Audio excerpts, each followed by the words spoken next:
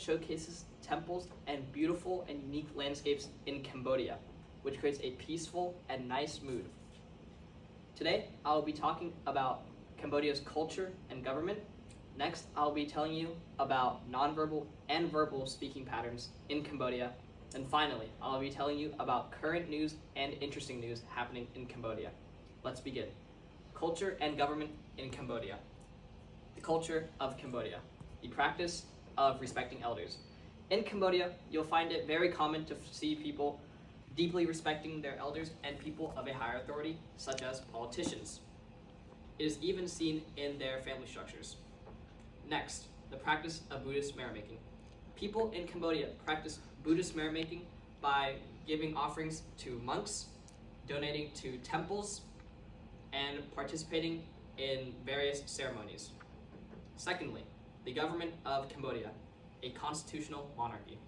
In Cambodia, it is a constitutional monarchy, which means the king is the head of the state, while most of their political power is exercised by their elected government, such as the prime minister.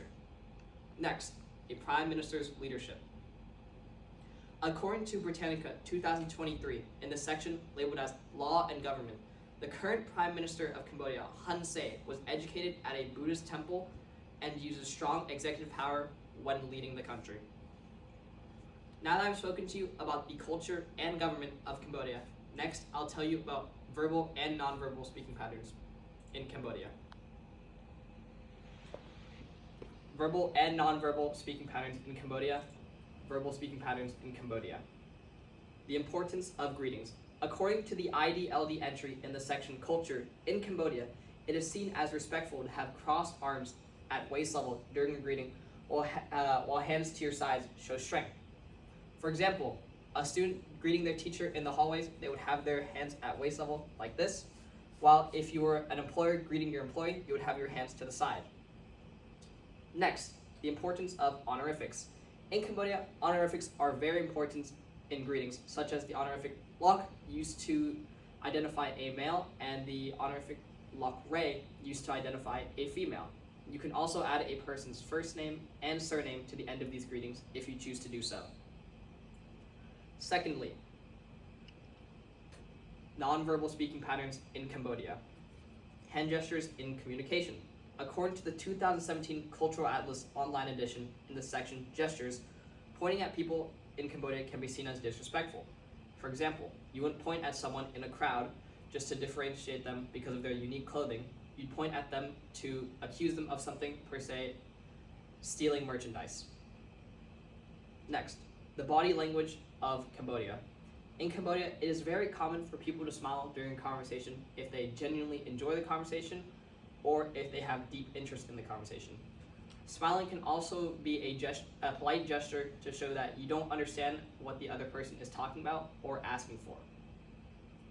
Now that I've spoken to you about Cambodia's culture and government, nonverbal speaking patterns, and verbal speaking patterns, I can now finally talk to you about current news and interesting news happening in Cambodia.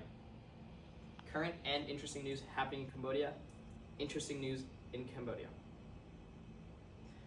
The conflict with Thailand. According to the article, Cambodia causes Thailand of provoking tensions by Sofang Chiana. Cambodia is accusing Thailand of provoking tensions on previously shared borders by putting many restrictions. Next, environmental disasters. The tropical storm Wu-Tip has caused much fear in Cambodia due to its mass size and threat to farmers' crops. Secondly, current news in Cambodia. Global disputes in Cambodia. According to the article, Thailand and Cambodia peace falters after border clash by Chad Guzman, published on March 26, 2025. Cambodia and Thailand's peace is faltering after they are having a border clash in Angkor Wat. Cambodia threatens to reinstate past rivalries with Thailand because of this. Next, environmental dangers. Since the year 2024, Cambodia has been seeing a mass of recent floods in the recent years. These floods threaten old infrastructure and cause a threat to wildlife. In closing remarks, I've spoken to you about the culture and government in Cambodia, the nonverbal and verbal speaking patterns in Cambodia, and finally, the current and interesting news in Cambodia. If you find your life dull and boring, go to Cambodia to light it back up. Thank you for your time.